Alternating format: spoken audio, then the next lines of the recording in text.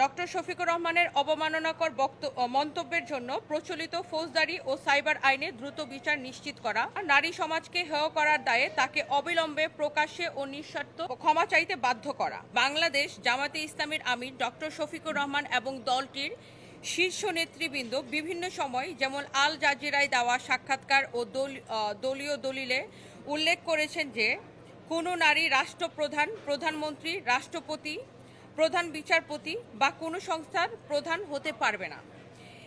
এছাড়া জামায়াতে ইসলামী বাংলাদেশের এটা ঘোষিত নীতিও।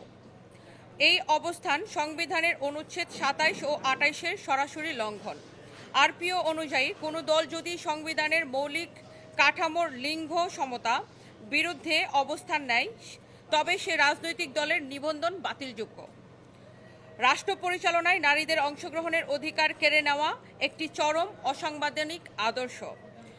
৪. সুনির্দিষ্ট অভিযোগ, সম্প্রতি ডক্টর শফিকুর রহমান কর্তৃক নারীদের উদ্দেশ্যে প্রস্টিটিউট বা পতিতা শব্দ ব্যবহার এবং নারী নেতৃত্ব নিয়ে তাদের দলগত বিদ্বেষমূলক অবস্থান কেবল ব্যক্তিগত আক্রমণ নয়, বরং এটি বাংলাদেশের সমগ্র নারী সমাজের সাংবিধানিক অধিকার ও সম্ভ্রমের উপর সুপরিকল্পিত আঘাত। ৫.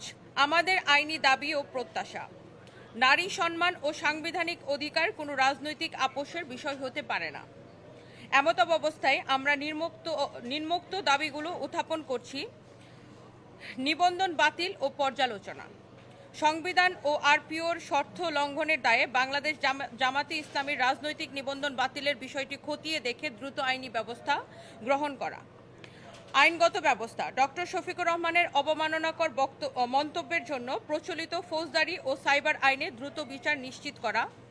প্রকাশ্যে ক্ষমা প্রার্থনা, নারী সমাজকে হেয় করার দায়ে তাকে অবিলম্বে প্রকাশ্যে ও নিঃশর্ত ক্ষমা চাইতে বাধ্য করা। জিরো টলারেন্স নীতি, নারী বিদ্বেষমূলক বক্তব্যের বিরুদ্ধে রাষ্ট্রকে কঠোর আইনগত অবস্থান গ্রহণ করতে হবে। একটি গণতান্ত্রিক রাষ্ট্রের আইনের শাসন সবার জন্য সমানভাবে বলবৎ থাকতে হবে। আমরা আপনার নেতৃত্বে এমন একটি বাংলাদেশ প্রত্যাশা করি, সদয় বিবেচনার এবং প্রয়োজনীয় ব্যবস্থা গ্রহণের প্রত্যাশায়। বিনীত নিবেদক নীলা ইসরাফিল, আহ্বায়ক সচেতন নাগরিক সমাজ, এবং আমি সচেতন নাগরিক সমাজের পক্ষ থেকে সদস্য সচিব রুবায়েত ফাতেমা তনি।